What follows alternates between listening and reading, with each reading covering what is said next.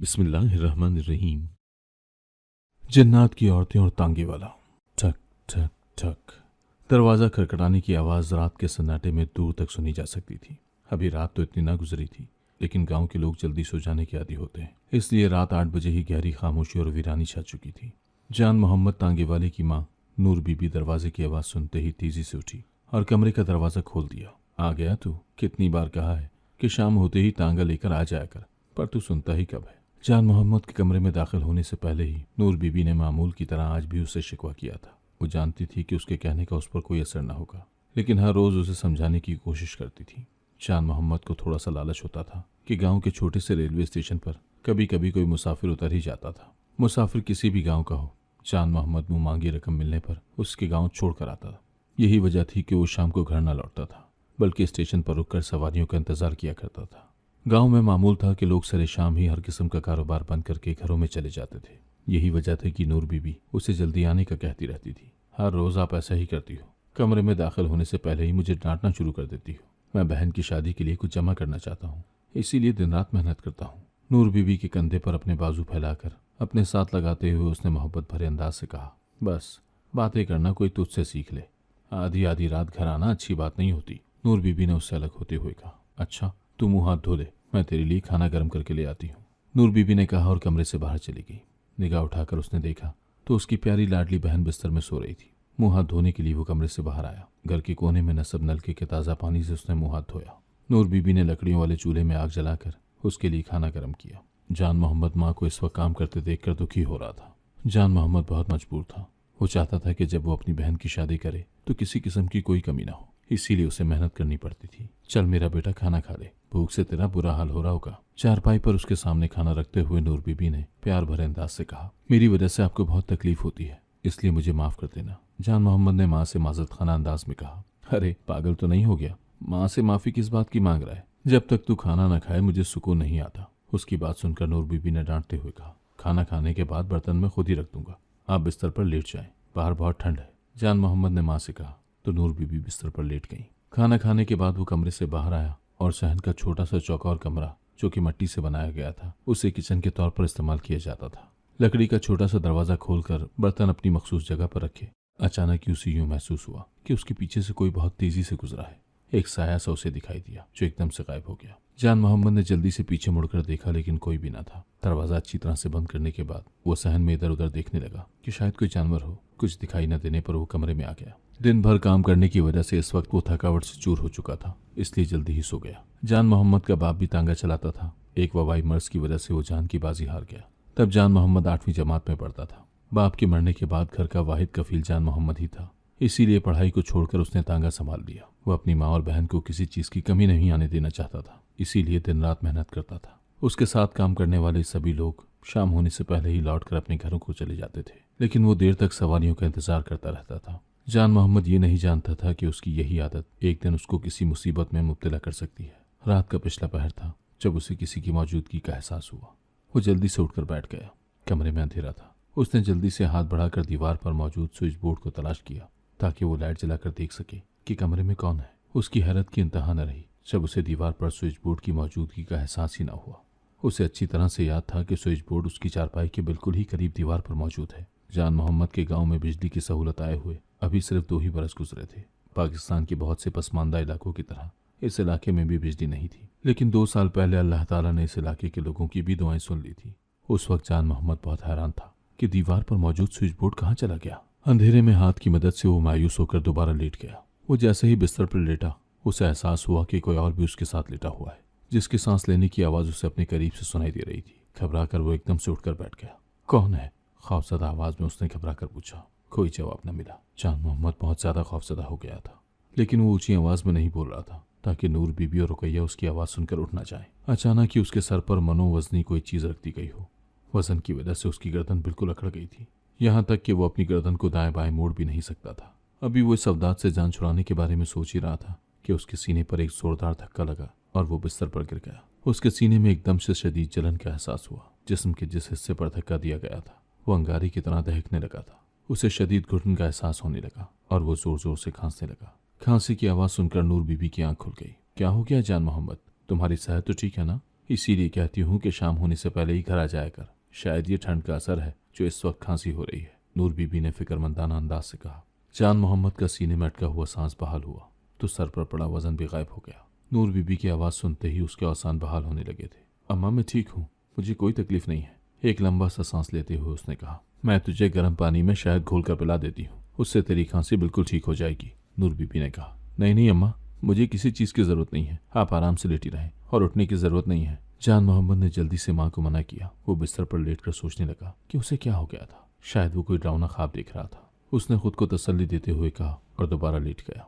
लेकिन अब नींद उसे नहीं आ रही थी। उसके सीने पर अभी भी जलन का एहसास बाकी था। बाकी सारी रात वो सोने की कोशिश करता रहा, लेकिन खौफ के मारे बार बार उठकर बैठ जाता। सुबह मामूल के मुताबिक फजर की अजान की आवाज़ सुनते ही नूर बीबी ने अपने दोनों बच्चों को जगाया। जान मोहम्मद, तुझे तो बहुत तेज बुखार हो रहा है, रात को ही मुझे बता देता तो कोई दवा दारू कर देती। सुबह की नमाज पढ़ने के लिए नूर बीबी ने जान मोहम्मद को जगाने के लिए उसके माथे पर हाथ रखा तो तड़प कर बोली थी। जान मोहम्मद को बुखार ने घेर लिया था। नूर बीबी तो जान मोहम्मद को बुखार में जलता हुआ देखकर परेशान हो गई थी। सुबह की रोशनी हुई तो नूर बीबी गांव के हकीम को बुलाकर ले आई थी। हकीम साहब ने जान मोहम्मद का तफसीली मुआयना करने के बाद उसे दवा दे दी। हकीम साहब के मुताबिक ये मौसमी बुखार था जो चंद दिन में ठीक हो जाएगा। ये सुनकर जान मोहम्मद की माँ को थोड़ा सा सुकून महसूस हुआ था। जान मोहम्मद का बुखार न जाने क्यों टूट ही नहीं रहा था। 3 दिन से वो मुसलसल बुखार में तप रहा था। हकीम साहब ने दवा बदल कर दी थी, लेकिन कोई भी फर्क नहीं पड़ रहा था। जान मोहम्मद खौफ के मारे कभी आंखें बंद करता और कभी खोलकर इर्द गिर्द देखने लगता। उसे ऐसा महसूस हो रहा था कि उसे किसी चीज़ से बहुत ज़्यादा डर लग रहा है। हकीम साहब के कहने पर मौलवी साहब को बुलाया गया ताकि वो उस पर कुरान आयात पढ़कर दम करे और उसकी बेकरार तबीयत को चैन आ जाए। ये सुनते ही नूर बीबी दौड़ती हुई मस्जिद की जानिब गई। उस इलाके की आबादी तो ज़्यादा थी, लेकिन मस्जिद सिर्फ एक ही थी जो नूर बीबी के घर से फासले पर थी। लेकिन नूर बीबी को अपने बेटे की फिक्र थी, इसीलिए ये फासला भी बहुत तेज़ी से तय किया। मौलवी साहब नूर बीबी की बात सुनकर उसके साथ ही आ गए थे। उसके सीने पर हाथ रखकर मौलवी साहब ने कुरानी आयात का दम किया तो उसे कुछ बेहतरी महसूस हुई। नूर बीबी, तुम्हारा बेटा डर गया था, बेफिक्र हो जाओ, मैंने इस पर दम कर दिया है, अब इसे कुछ भी नहीं होगा, मौलवी साहब ने नूर बीबी से कहा तो वो दहल कर रह गई। मेरी आपसे गुजारिश है मौलवी साहब, आप ही इस नालायक को समझा दें, अंधेरा फैलने से पहले ही घर वापस आ जाया करे। मैं तो इसे समझा समझा कर थक चुकी हूँ। नूर बीबी ने मिन्नत भरे लहजे में मौलवी साहब से कहा, तुम माँ हो, इसके लिए दुआ किया करो, अल्लाह ताला इसकी रोजी में बरकत अता फरमाए। मौलवी साहब ने नूर बीबी को समझाते हुए कहा। बुखार की वजह से जान मोहम्मद 2-3 दिन काम पर भी ना जा सका। सेहत बेहतर हुई तो वह फिर से तांगा लेकर अड्डे पर पहुंच गया।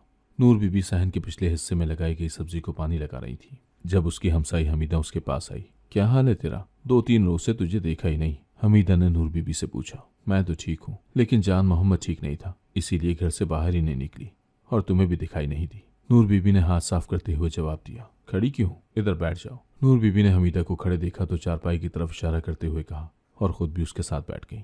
घर के कामों से फुर्सत ही नहीं मिलती, लेकिन आज मैं खुसूसी तौर पर बशीर ठेकेदार के बेटे की आयादत के लिए गई थी। पिछले 2 दिनों से वो शदीद बीमार था। हमीदा ने फिक्रमंदाना अंदाज से कहा। अल्लाह खैर करे, उसका तो बेटा जवान है, मैंने तो सुना है कि अब वो बाप के साथ काम में हाथ बटाता है। नूर बीबी ने दुखी दिल के साथ पूछा। उसका सबसे बड़ा बेटा रशीद बीमार है, साथ वाले गांव में उसके दोस्त की शादी थी। रात देर से घर वापस आया तो रास्ते में न जाने उसने ऐसी क्या चीज देख ली जिसके बाद खुद पर काबू ही न रख सका। चीखें मारते हुए घर की तरफ भागने लगा। उसकी आवाज सुनकर गांव के लोग उसकी मदद के लिए पहुंच गए थे। उस दिन से बुखार में तड़प रहा है। हमीदा ने तफसीलात से आगाह किया। ये तो बहुत फिक्र की बात है, हो सकता है कुछ जिन्नात वगैरह देख ली हो। नूर बीबी ने परेशानी से सर हिलाते हुए कहा। ऐसा ही कुछ हुआ होगा, हकीम साहब की दवाई से तो उसे कोई फाका न हुआ। अब मौलवी साहब को बुलाया गया है जिनके दम से उसे बहुत बेहतरी महसूस हो रही है। शुक्र है अब उसकी हालत काफी बेहतर है। हमीदा ने तमाम हालात से आगाह किया। शुक्र है कि अब वो बेहतर है, वरना माँ बाप के लिए तो बहुत ज्यादा परेशानी बन गई थी।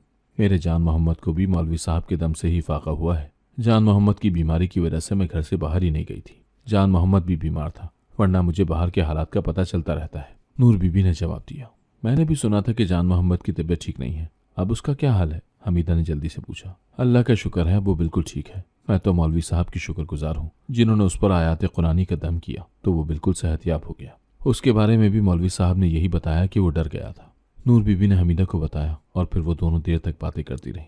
शाम को जान मोहम्मद जल्दी घर लौट आया था। बुखार की वजह से वो जिस्मानी तौर पर काफी कमजोरी महसूस कर रहा था, इसलिए अंधेरा फैलने से पहले ही घर में लौट आया था। बहुत अच्छा किया जान मोहम्मद जो जल्दी घर लौट आया, मैं तेरी वजह से ही परेशान हो रही थी। रात को ठंड बहुत बढ़ जाती है। जान मोहम्मद को सरे शाम ही घर आता देखकर नूर बीबी ने कहा, इसीलिए घर वापस आ गया हूँ ताकि आप खुश हो जाएं।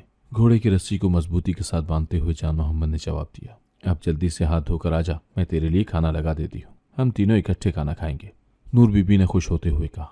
माँ को खुश देखकर जान मोहम्मद को भी खुशी हो रही थी। खाना खाकर वो जल्दी सोने के लिए लेट गया, लेकिन अभी थोड़ी देर गुजरी थी कि उसे बाहर से आवाजें सुनाई देने लगी। चचा रहमत उसे ऊंची आवाज से पुकार रहे थे। अल्लाह खैर करे, चचा रहमत इस वक्त क्यों बुला रहे हैं? बिस्तर से जल्दी उठते हुए जान मोहम्मद ने कहा। शोर की आवाज सुनकर रुकैया और नूर बीबी जाग गई थी। क्या हो गया चचा, इस वक्त क्यों आवाजें दे रहे हैं? सब खैरियत तो है ना? कमरे से बाहर निकलकर जान मोहम्मद ने जल्दी से पूछा। अरे जान मोहम्मद, खैर ही तो नहीं है, इसीलिए इस वक्त तुम्हारे दरवाजे पर आया हूँ, चचा रहमत ने रूहान से अंदाज से कहा। अल्लाह खैर करे चचा, जल्दी से बता दो क्या हुआ है? जान मोहम्मद ने फिक्रमंदी से कहा। मेरी बहू का बाप फौत हो गया है, अभी अभी उसके गांव से एक आदमी इत्तला देने के लिए आया है। हम सबको जाना है, इसीलिए तुम्हारे पास आया हूँ कि हमें हमारी बहू के घर छोड़ाओ, वहाँ जाना बहुत ज़रूरी है, वरना इस वक्त तुम्हें तकलीफ ना देते, चचा रहमत ने दुखी लहजे से कहा। चचा रहमत, इसमें तकलीफ वाली क्या बात है? अपने घर से खड़े होकर भी आवाज़ देते तो जान मोहम्मद आ जाता। जान मोहम्मद के जवाब देने से पहले ही नूर बीबी बोल उठी। शोर की आवाज़ सुनकर वो भी बाहर सहन में आकर खड़ी हो गई थी और चचा रहमत की सारी बात सुन ली थी। बहुत मेहरबानी नूर बहन, अब मैं चलता हूँ, तुम अपना तांगा लेकर हमारे घर ही आ जाओ, चचा रहमत ने कहा और चले गए। जान मोहम्मद, जल्दी से तांगा लेकर उनके घर चले जाओ, इस वक्त वो बहुत परेशानी में है। चचा रहमत के जाने के बाद नूर बीबी ने जान मोहम्मद से कहा। अम्मा, जाना तो अब पड़ेगा ही, आपने हामी भर ली है, लेकिन क्या आप जानती हैं कि सारा रास्ता जंगल ही जंगल है। उस गांव के बारे में बहुत सी बातें भी सुन रखी हैं। जंगलात होने की वजह से उस गांव में बहुत से ऐसे वाकयात रोनुमा होते रहते हैं जिनका सुनकर इंसान खौफजदा हो जाता है। इंसान से इंसान का मुकाबला हो तो फिर मुश्किल नहीं होती, लेकिन वहां पर तो मैंने जिन्नात के हवाले से भी बहुत से वाकयात सुने हुए हैं। जान मोहम्मद ने नीम रजामंद होते हुए कहा। अल्लाह खैर करेगा, तू परेशान मत हो, मैं तेरे खैर आफियत से वापस आने की दुआएं मांगती रहूंगी। इस मुश्किल वक्त में अगर तूने उनके साथ जाने से इनकार कर दिया तो ये बहुत गलत बात होगी। ऐसे वक्त में तो दुश्मन भी काम आ जाते हैं, नूर बीबी ने उसे समझाते हुए कहा। ठीक है अम्मा, मैं तांगा तैयार करता हूँ, जान मोहम्मद ने माँ के समझाने पर हामी भरते हुए कहा। थोड़ी देर बाद जान मोहम्मद माँ से इजाजत लेकर चला गया। चचा रहमत के घर तो सफ़े मातम बिछी हुई थी। उसकी बहू का रो रो कर बुरा हाल था। वो जाने के लिए तैयार थे, इसलिए तांगे में आकर बैठ गई। चचा रहमत की सारी फैमिली जा रही थी। जाते हुए तो कुछ मसला ना हुआ, बहुत से लोग उसके साथ मौजूद थे। चचा रहमत की बहू के घर उस वक्त बहुत से लोग जमा हो चुके थे। 2 घंटे का सफ़र तय करने के बाद जब वो वहाँ पहुंचे तो अभी सिर्फ रात के 11 बजे थे। थोड़ी देर जान मोहम्मद ने वहाँ पर आराम किया और फिर वापसी की राह ली। वो घर पहुंचकर आराम करना चाहता था ताकि सुबह ताज़ा दम होकर अपने काम पर जा सके। अपने ख्यालों में मगन वो बहुत तेजी से सफ़र कर रहा था। आबादी से आगे बढ़ा तो सड़क के किनारे पर खड़ी 3 खवातीन ने हाथ के इशारे से उसे रुकने के लिए कहा। रात के इस पहर खवातीन को देखकर उसे बहुत हैरत हो रही थी। तांगा उनके करीब रुका तो एक औरत जल्दी से करीब आ गई। बाबू, हमने फौदगी वाले घर जाना है, हमें वहां तक छोड़ाओगे?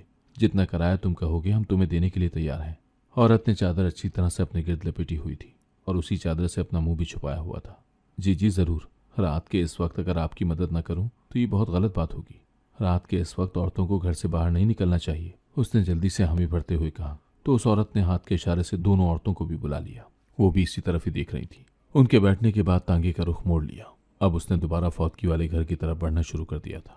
उससे हैरत इस बात पर हो रही थी कि वो तीनों औरतें बहुत खामोशी से बैठी हुई थी, आपस में भी कोई गुफ्तगू न कर रही थी। वो अभी तक हैरत ज़दा था कि रात के इस वक्त ये औरतें घर से बाहर कैसे निकल आईं। उस जमाने में औरतों को बिल्कुल भी आज़ादी हासिल न थी।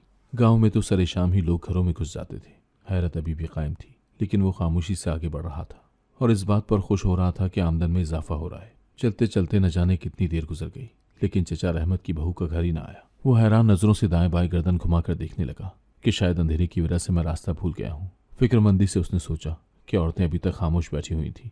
उसे परेशानी हो रही थी कि रात के इस वक्त मैं रास्ता भूल गया हूँ और साथ में खवातीन भी हैं, न जाने क्या हो जाएगा। इसके बरक्स वो खवातीन बहुत पुरसुकून दिखाई दे रही थी। मेरा ख्याल है कि मैं गलत रास्ते पर आ गया हूँ। अगर आप में से किसी को रास्ता मालूम है तो मेरी रहनुमाई कर दें।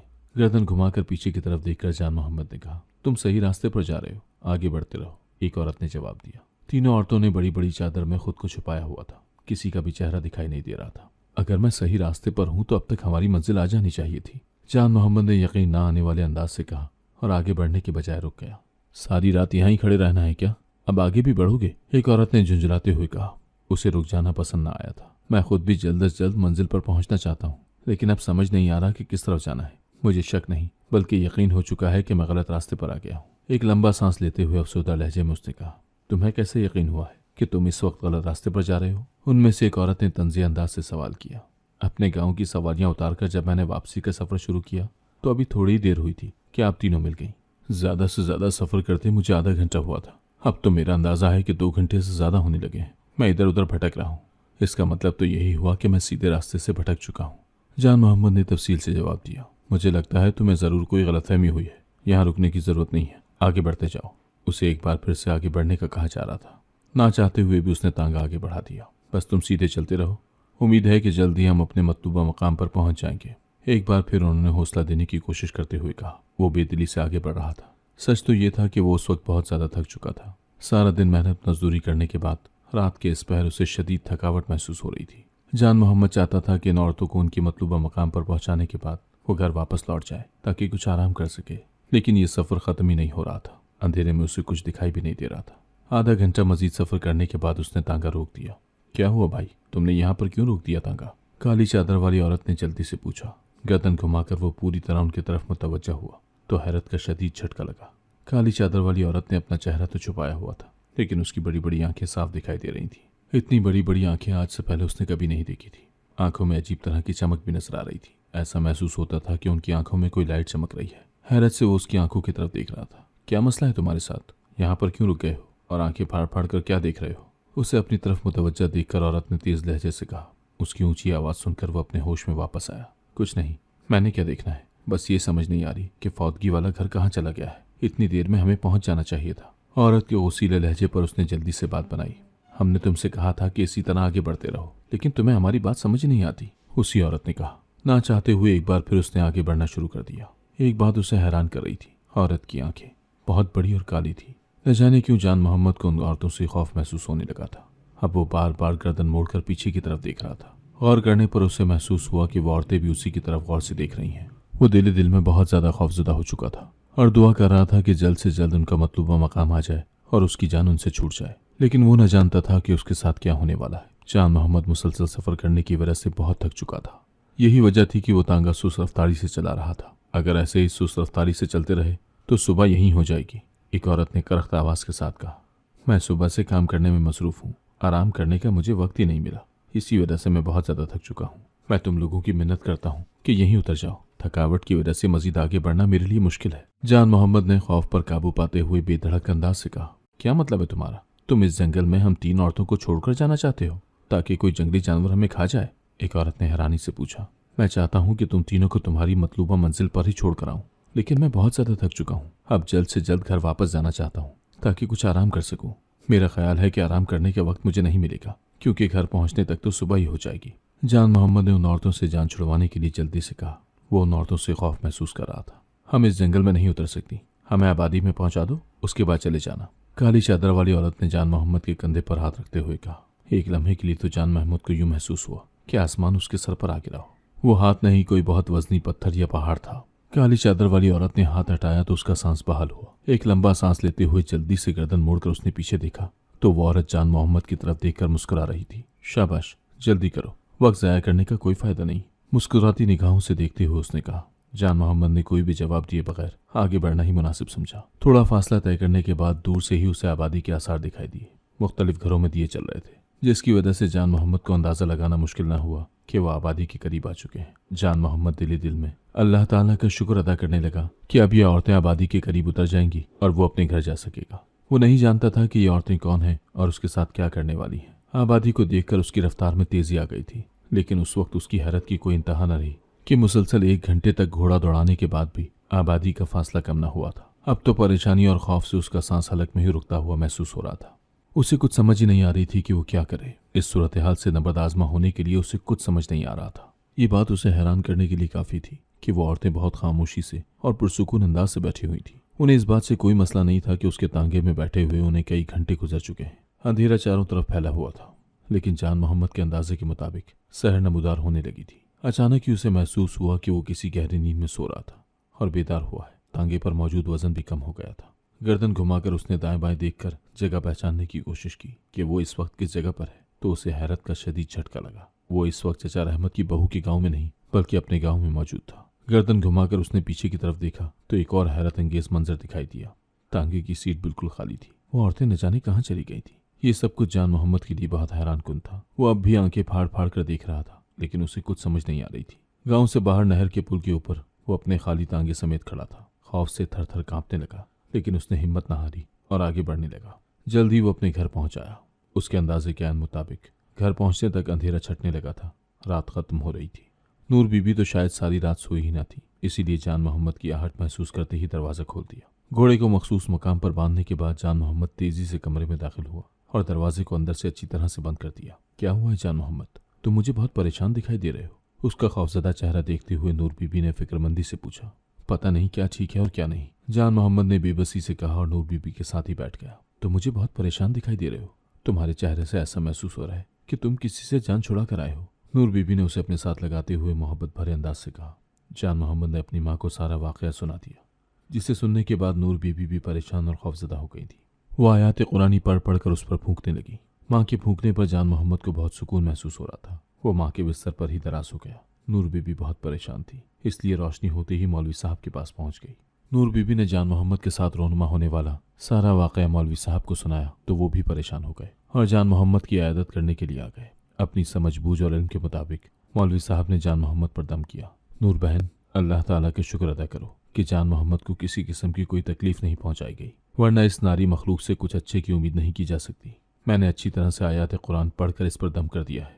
मुझे उम्मीद है कि इसे कोई तकलीफ ना होगी। मौलवी साहब ने नूर बीबी को हौसला और तसल्ली देते हुए कहा। जान मोहम्मद आज फिर से अपने काम पर ना जा सका था।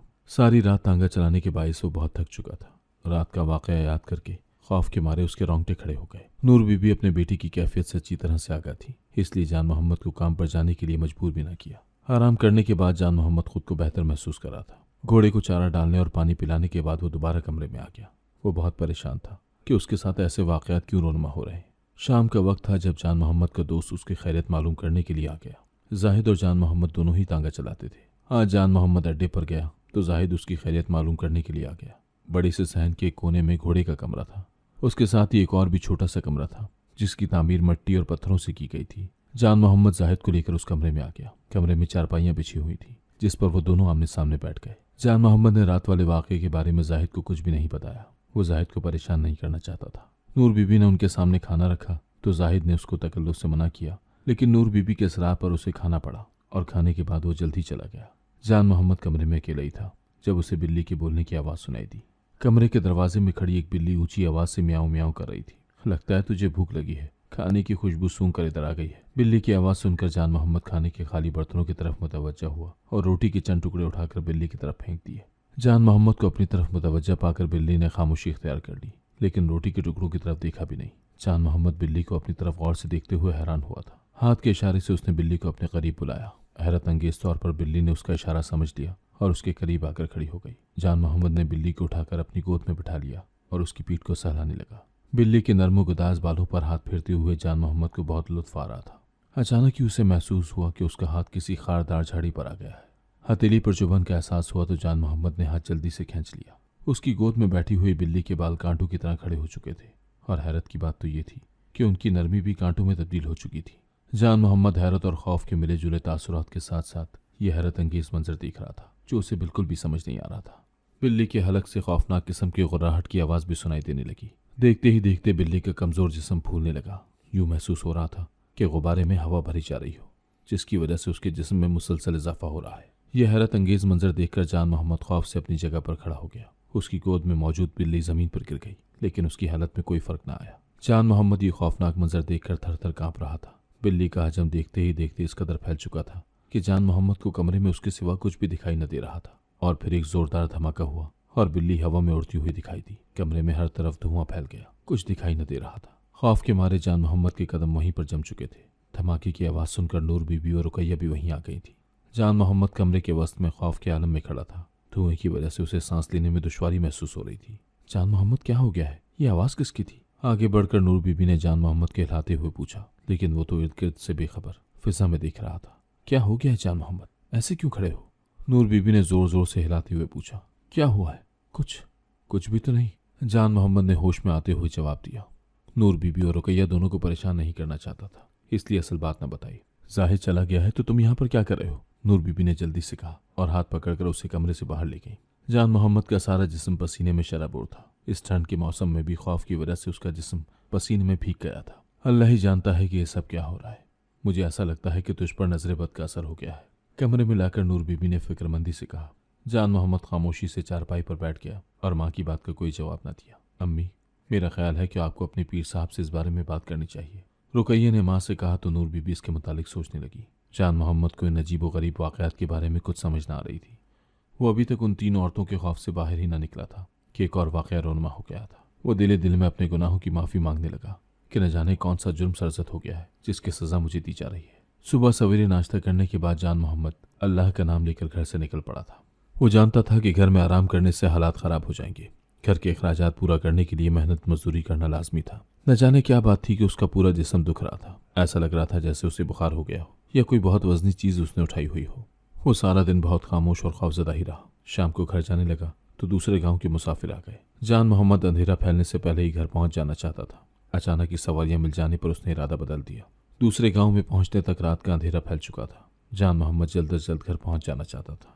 किसी अनहोनी के खौफ से उसका दिल घबरा रहा था। वापसी के सफर पर वो बहुत तेजी से आगे बढ़ रहा था जब अचानक ही उसे तांगा रोकना पड़ा। खौफ के मारे उसका दिल जोर जोर से धड़कने लगा था क्योंकि रास्ते के दरमियान में उसे 3 औरतें खड़ी दिखाई दी। रास्ता रोके खड़ी वो औरतें उसी की तरफ देख रही थी। यही वजह थी कि उसे तांगा रोकना पड़ा था। अनजाने खौफ से उसका दिल जोर जोर से धड़क रहा था। औरतें तेज तेज कदम उठाते उसके करीब आ रही थी। हजारों लाखों के मजमे में भी वो उन 3 औरतों को पहचान सकता था। ये वही औरतें थी जो 2 दिन पहले उसे चचा रहमत की बहू की गांव में मिली थी। हमने तुम्हारे गांव तक जाना है, क्या तुम हमें वहां तक छोड़ दोगे? काली चादर वाली औरत ने उसके करीब आकर कहा। आज भी उसका चेहरा छुपा हुआ था और बड़ी बड़ी सी आंखें वो जान मोहम्मद को घूर रही थी। नहीं नहीं, मैंने अपने घर जाना है, मैं तुम्हें साथ लेकर नहीं जा सकता। जान मोहम्मद ने खौफजदा अंदाज में इनकार में गर्दन हिलाते हुए कहा। क्या मतलब है, तुम हमें साथ लेकर नहीं जाना चाहते? लगावट भरे अंदाज में काली चादर वाली औरत ने पूछा। इससे पहले कि जान मोहम्मद कोई जवाब देता वो दोनों औरतें तांगे में बैठ गई थी। मुस्कुराती हुई आंखों से उसकी तरफ देखती हुई काली चादर वाली औरत भी बैठ गई थी। जरा तेज तेज चलना, हमें बहुत जल्दी है। वो अपने ख्यालों में ही खोया हुआ था जब तेज आवाज कानों से टकराई और घोड़ा तो चलने के बजाय उड़ता हुआ महसूस होने लगा। खौफ के मारे जान मोहम्मद के बदन पर रोंगटे खड़े हो चुके थे। अचानक ही उसे महसूस हुआ कि घोड़ा हकीकत में उड़ रहा है। इससे पहले कि वो इन 3 औरतों से कुछ पूछता, खौफ की वजह से दिल इस कदर तेजी से धड़क रहा था कि उसे अपने कानों में भी दिल धड़कता हुआ महसूस हो रहा था। धड़कन इस कदर बढ़ चुकी थी कि जान मोहम्मद को सांस लेने में भी दुश्वारी हो रही थी। सांस घुटने की वजह से उसकी आंखें बंद हो रही थी और वो ज्यादा देर तक अपने हवास पर काबू न रख सका और बेहोश हो गया। आखिरी वक्त पर भी उसके जहन में यही चल रहा था कि जमीन पर गिरने की वजह से उसकी हड्डियों का तो सुरमा बन जाएगा। वो इर्द गिर्द से बेखबर हो चुका था। जब उसे होश आया तो वो किसी अजीब सी जगह पर मौजूद था। तरह तरह की बातों की आवाजें जान मोहम्मद के कानों में सुनाई दे रही थी। खवातीन, मर्द और बच्चों की आवाजें। यूं महसूस हो रहा था कि उसके आसपास बहुत ज्यादा लोग मौजूद हैं। या अल्लाह, तेरा शुक्र है, मेरे बेटे ने आंखें खोल दी हैं। नूर बीबी ने जान मोहम्मद को आंखें खोलते हुए देखा तो ऊंची आवाज में अल्लाह का शुक्र अदा किया। गौर करने पर जान मोहम्मद को मालूम हुआ कि वो जमीन पर बिस्तर बिछाकर लेटा हुआ है। रुकैया और नूर बीबी भी उसके पास ही मौजूद थी। ये उसके घर की दीवारें नहीं बल्कि कोई खैमा था जिसके अंदर वो लेटा हुआ था। या अल्लाह, मैं तेरा जितना भी शुक्र अदा करूं कम है। मेरे बच्चे को नई जिंदगी देकर मौला करीम ने तो मुझ पर बहुत बड़ा एहसान किया है। फरते जज्बात से नूर बीबी अल्लाह की हुजूर सजदा रेज हो चुकी थी और गिड़गिड़ा कर रब का शुक्र अदा कर रही थी। जल्दी से पीर साहब को बुला कर ले आओ। नूर बीबी ने सजदे से सर उठाकर रुकैया से कहा। मैं अभी जाहिद भाई से कहती हूँ, वो बुला कर ले आते हैं। रुकैया ने संजीदगी से जवाब दिया और खैमे से बाहर चली गई। मैं इस वक्त कहाँ पर हूँ? बैठने की कोशिश करते हुए जान मोहम्मद ने पूछा। हम इस वक्त मज़ार पर हैं और मैं अल्लाह का शुक्र अदा कर रही हूँ कि तुम होश में आ चुके हो। नूर बीबी ने उसके करीब बैठते हुए जवाब दिया। मुझे बेहोश हुए कितनी देर हुई है? जान मोहम्मद ने माँ से पूछा। बेटा, तुम्हें बेहोश हुए 5 दिन गुजर चुके हैं। आज 5 दिन के बाद तुम्हें होश आया है। नूर बीबी ने जवाब दिया तो वह हैरान नजरों से देखने लगा। उसे यकीन ही नहीं आ रहा था कि वो 5 रोज तक मुसलसल बेहोश ही रहा है। थोड़ी देर बाद ही जाहिद खैमे के अंदर दाखिल हुआ तो उसके साथ एक नूरानी सूरत वाले बुजुर्ग आदमी थे। उन्हें देखकर नूर बीबी एहतराम से खड़ी हो गई। पीर साहब, मैं आपका इंतजार कर रही थी। आपकी मेहरबानी से मेरा बच्चा होश में आ गया है। नूर बीबी ने एहसानमंद होते हुए कहा। अल्लाह का शुक्र अदा करो जिसने शिफा बख्शी है। पीर साहब ने जवाब दिया और जान मोहम्मद के सामने ही जमीन पर बैठ गए। कहो नौजवान, कैसे हो तुम? पीर साहब ने जान मोहम्मद को मुखातिब करके पूछा। अल्लाह का शुक्र है, बहुत बेहतर महसूस कर रहा हूँ, उसने जवाब दिया। तुम्हारे साथ जो भी वाकयात हुए हैं मुझे तफसील से बताओ, पीर साहब ने उसके चेहरे की तरफ गौर से देखते हुए कहा। जान मोहम्मद ने सारे वाकयात तफसील से बता दिए। पीर साहब उन्हें लेकर हुजरे में आ गए। जमीन पर एक गोलदारा बनाकर पीर साहब ने जान मोहम्मद को बिठाया और दूसरे दायरे में खुद बैठ गए। आंखें बंद करके कुछ देर तक ज़ीरे लब कुछ पढ़ते रहे और फिर एक हैरत अंगेज मंजर दिखाई दिया। काली चादर वाली औरत अचानक से नमूदार हुई। उसे देखकर जान मोहम्मद खौफजदा हो गया था।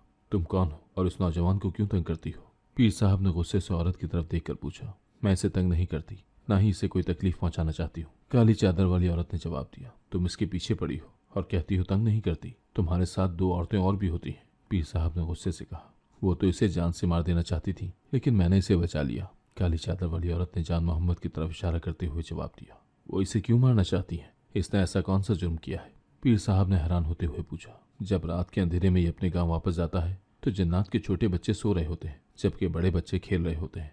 रात का वक्त जन्नात का होता है, लेकिन ये इंसान रात को भी जन्नात को आराम नहीं करने देते। इसके घोड़े की टाप से छोटे बच्चे जाग आते हैं और जो बच्चे खेल रहे होते हैं वो इधर उधर छुपने लगते हैं। ऐसे में एक बच्चे की टक्कर इसकी टांगे से हो गई थी। ये तो अच्छा हुआ कि बच्चा जिंदा बच गया था, वरना उसकी माँ इसे मार देती। काली चादर वाली औरत ने तफसील से बता दिया। जो कुछ भी हुआ अनजाने में हुआ, इसमें इसका क्या कसूर है? पीर साहब ने जलाली लहजे में पूछा। मैं नहीं जानती थी कि इसकी क्या गलती है, लेकिन मैंने उनसे इसे बचा लिया था। वो अपने बच्चे के जख्मी होने का बदला लेना चाहते थे। ये तो शुक्र है कि मैं भी उनके साथ आ गई थी, वरना वो इसे जान से ही मार देती। एक बार फिर उसने वही कुछ कहा। तुमने इसे क्यों बचा लिया था और अब क्यों हर वक्त इसके पीछे पीछे रहती हो? एक बार फिर पीर साहब ने उससे पूछा। मैं जानती हूँ कि ये इंसान है और मैं जिनजादी, लेकिन दिल पर किसी का इख्तियार नहीं होता। पहली नज़र में ही ये मुझे बहुत अच्छा लगा था। ना चाहते हुए भी मैं इसकी तरफ माइल होने लगी थी। हमारे कबीले की बहुत सारी औरतें इसकी वजह से परेशान और गुस्से में थीं, लेकिन मैंने इसे उन सब से बचा कर रखा है। मोहब्बत भरी निगाहों से चांद मोहम्मद की तरफ देखते हुए उसने कहा। तुम्हें इससे दूर रहना होगा। आज के बाद ये कोशिश करेगा कि रात के वक्त आप लोगों को तंग न करे, लेकिन इस बात का जन्नात को कोई इख्तियार हासिल नहीं है कि वो इंसानों को अपना पाबंद बना सके। पीर साहब ने गुस्सीले लहजे से कहा। मैंने आपसे कहा ना कि मैं इसे तंग नहीं करती, ना ही कोई नुकसान पहुंचाती हूँ। फिर मेरे होने या ना होने से क्या मसला है? काली चादर वाली औरत ने गुस्से से कहा। अगर तुमने इसकी जान न छोड़ी तो मैं तुम्हें अपने पास कैद कर लूंगा। तुम वादा करो कि आज के बाद इसे तंग नहीं करोगी। अब की बार पीर साहब ने उसे धमकी देते हुए कहा। वो पीर साहब की रूहानी ताकत से अच्छी तरह वाकिफ थी, इसीलिए वादा कर लिया और इजाजत लेकर चली गई।